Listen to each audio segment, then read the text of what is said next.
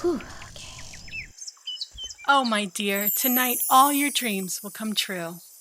A beautiful gown, No, a magical carriage, no, a prince. no. I need storage. Storage? Yeah, my land has 37 randomly placed double chests and emotional trauma.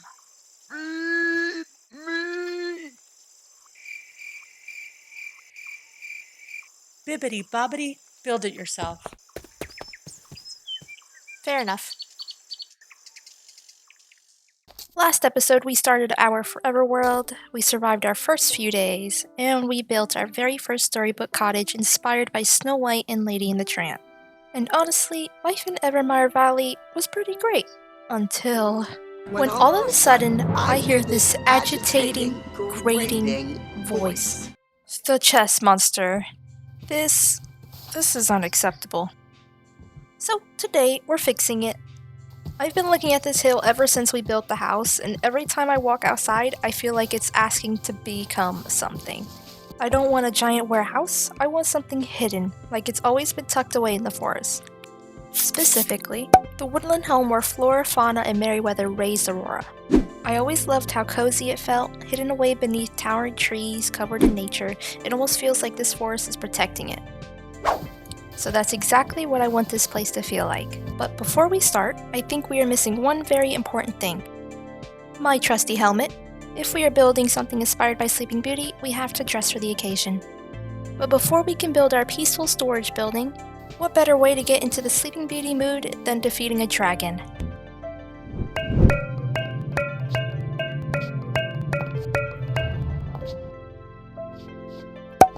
Close enough. Sleeping Beauty has always had one of my favorite finales. Maleficent doesn't just become the villain, she becomes the dragon. And I don't think Minecraft could have accidentally picked a more fitting boss fight. And as much as I loved Aurora growing up, I think Maleficent completely steals every scene she's in. She's dramatic and theatrical, and she's somehow one of Disney's coolest villains.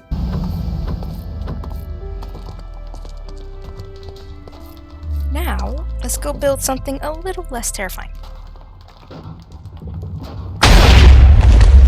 So, if we're gonna build a woodland cottage worthy of flora, fauna, and Merryweather, we're gonna need a steamboat wheelie load of resources. I've got the will, I've got the vision, but what do I have? Literally nothing I need. So before we can even think about building, and judging by my shopping list, I'm about to become Minecraft's most underpaid lumberjack. I swear, fantasy builds are just an excuse to legally deforest half of the continent. This is the glamorous side of Minecraft nobody talks about. You see the finished cottage? You don't see me mining 600 blocks of stone. I think these are the kind of blocks that really sell the age of a build. Brand new buildings are cool, but old buildings, they're even cooler. The flowers aren't technically necessary, but neither are throw pillows in real life. And somehow we all agree they make a room better. Okay, so this isn't just going to be a storage room, it's going to become part of Evermire Valley. I want every building in this world to have a purpose. So when we're walking through the valley, it doesn't feel like a random Minecraft build. It feels like an actual place that you can explore. I'm glad I don't have to destroy a whole hill for this. This build is mostly inspired by Sleeping Beauty, but I don't want it to stop there. One thing I really want this series to become is a celebration of Disney storytelling as a whole. So hidden throughout this building, I'm hoping to include references to 3 different Disney princess movies. Nothing huge, just little details, the kind of things Disney fans might notice though. I think those little Easter eggs make a world feel lived in. I'm also going to carry on the cubic cliffs design, it really makes it stand out a little more. There is one little surprise I've been saving. I've always loved the hidden corners of Disney parks, the little waterfalls, the quiet places where people stop for a minute and just take everything in, so I wanted one of those moments here. I'm going to be tucking a little waterfall into the side of this hill, almost like it's been flowing here long before anyone built these cottages. It's not supposed to grab your attention, it's supposed to reward people who slow down and explore. Hidden details always make a world feel alive. I want it to feel overgrown, and I don't want the water to be overwhelming. So I'm making it come out of just a couple of spots.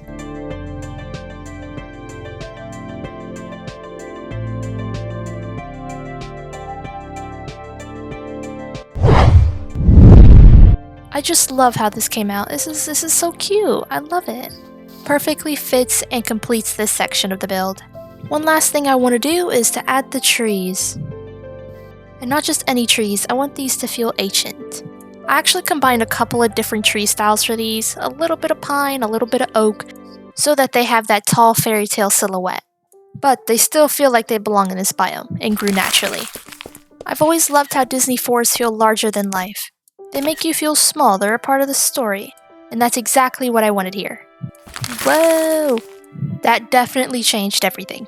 The paths naturally lead your eyes from one place to the next, the waterfall gives the valley its own little secret, and the towering trees, they make the whole place feel like it's hidden away for centuries. So now let's get ready to build the actual build. So this first section is going to be the smallest. It's not meant to hold everything, but it'll probably end up housing all of my everyday items. You know, sticks, food, tools, basically everything I'm constantly running back to grab. For the walls, I really want them to feel like they've been standing here for years, so I'm using lots of different stone textures, stone bricks, cobblestone, and a little bit of moss mixed throughout. I don't want anything to feel too clean. If it looks perfect, it's probably not magical enough.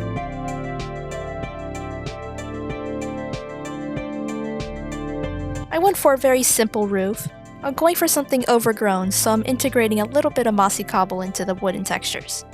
I think one of my favorite things about these old Disney cottages is that they're never just buildings, they always feel connected to the world around them, like they belong to the forest instead of being built on top of it.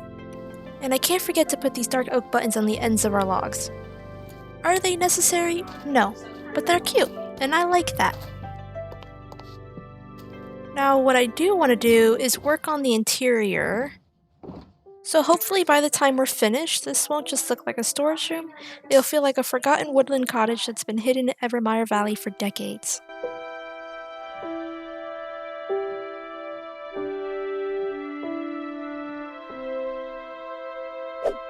Now that we've finished the interior, I think our little cottage has officially reached the point where it needs something a little bit taller. I've always loved towers in fantasy builds. And instead of building another stone section, I want this one to stand out, literally.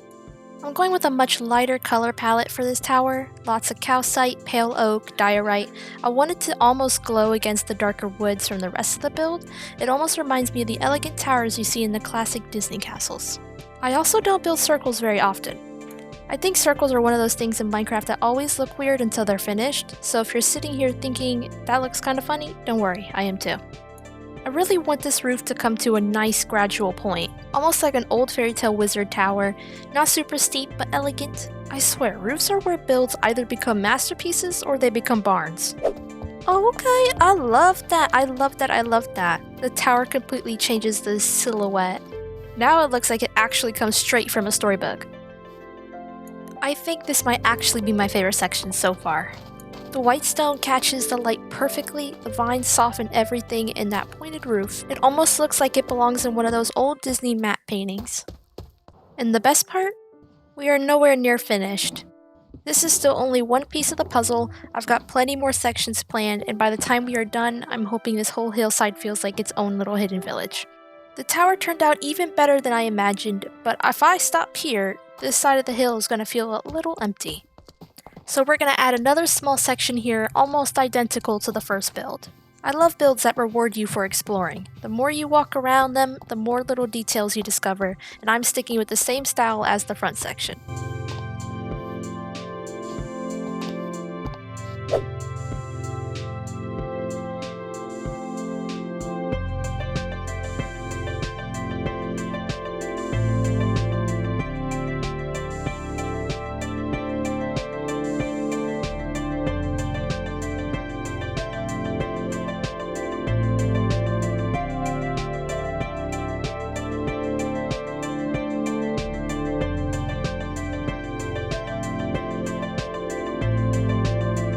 I also added in another duplicate tower. Same palette and same block design, but this one will have an interior inside. Now that we've finished our first few rooms, it's time to connect everything together. Nothing crazy, but it's just going to be a little hallway to connect this part of the building to the main section of our storage building. But every good story needs something that connects all of its chapters, and that's exactly what this hallway would be. I wanted this section to be different from the rest of it, so I changed the block palette. I've never really been someone who builds with granite. I think it gets overlooked because it's one of those blocks everybody minds and immediately throws into a chest they'll never open again. But mixed with mushroom stems, packed mud, and some wood, it actually gives off this really warm rustic feeling. If you'd asked me a year ago if I'd be building an entire hallway out of granite, I probably would have laughed, but sometimes all a block needs is the right neighbors, and suddenly it becomes one of your favorites. I think this hallway is going to be one of my favorite places in the whole build. This hallway is also getting a little extra storage, not because I need it right now, but because I know myself. This world is only going to get bigger.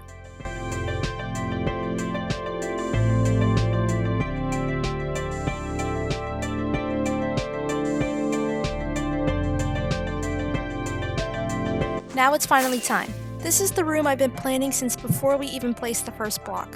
This is going to be the biggest room I have ever built in Survival Minecraft, the central piece that connects everything together. First, I start with the placement of all my chests. This room has to work, so I have to actually figure out the storage first. Before we closed everything in, I wanted to build one more little area, the storage deck, but I lost the footage for that, so it kinda just appears. I love the idea that not every part of this cottage is tucked safely indoors, so in the front section I also have another row of chests. This main building will connect to the hallway and our courtyard.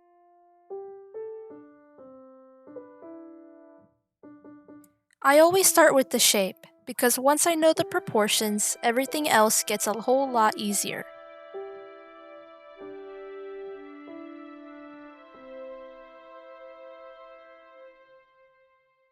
I'm bringing in a little sandstone now for our palette. I wanted something lighter, something that naturally guides your eyes towards the second floor. It breaks up all the dark colors and makes this room feel a little bit brighter.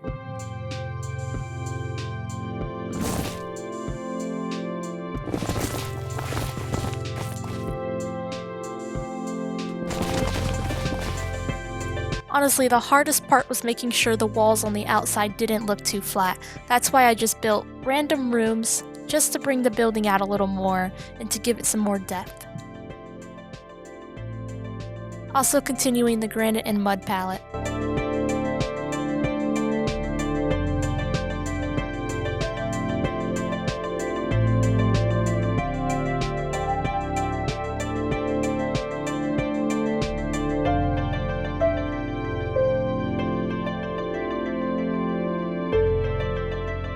The roof was the hardest part, and I got a little lazy, so I settled on a large glass pane window on two sides of this building. But my laziness helped because it brought in a lot of natural light that would help me with the dark corners of the roof.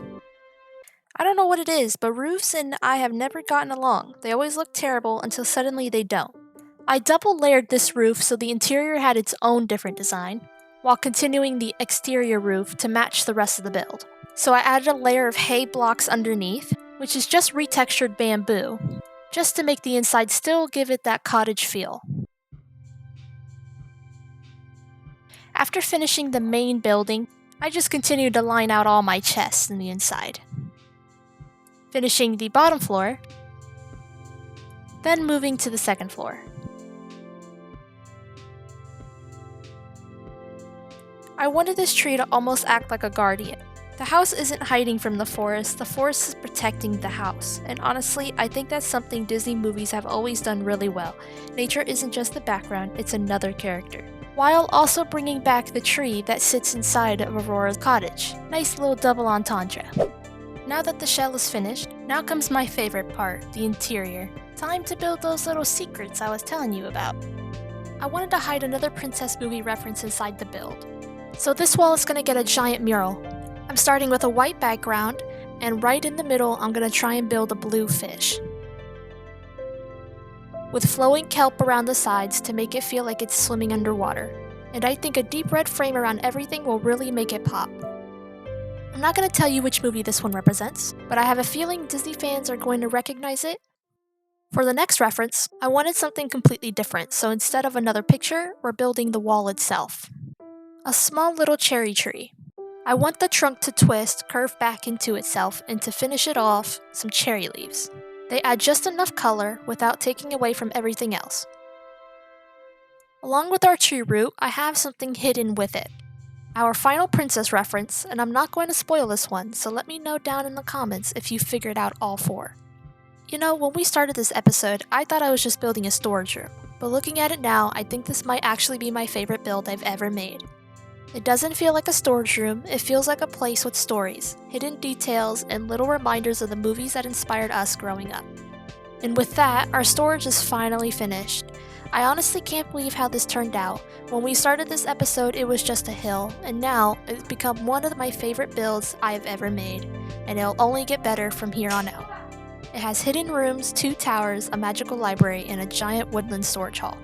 And so many little Disney-inspired details hidden throughout. We are only 2 chapters into this story. There are still castles to build, entire villages waiting to come to life, and hidden secrets to discover. And so many more Disney stories that I can't wait to bring into this world. So if you've been enjoying this journey so far, I'd really appreciate it if you'd leave a like. And if you're new here, consider subscribing so you don't miss the next chapter of Evermire Valley. I also read all my comments, so let me know, did you spot all 4 Disney princess references hidden throughout today's build? And if you have any ideas for future builds. So until next time, keep imagining, keep creating, and remember, every great story starts with a single block.